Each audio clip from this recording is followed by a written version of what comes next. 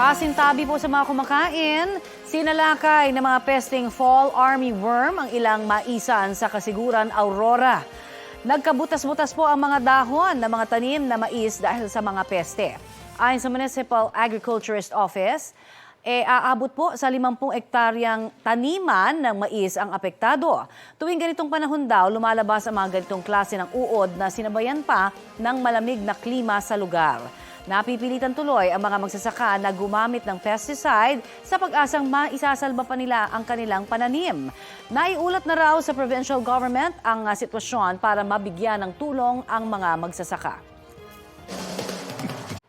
Maging updated sa mga maiinit na balita, maaari pong mapanood ang Balitang Hali at iba pang award-winning newscast sa youtube.com/GMA News. I-click lamang ang subscribe button. Sa mga kapuso abroad, maaari po kaming masubaybayan sa GMA Pinoy TV at www.gmanews.tv.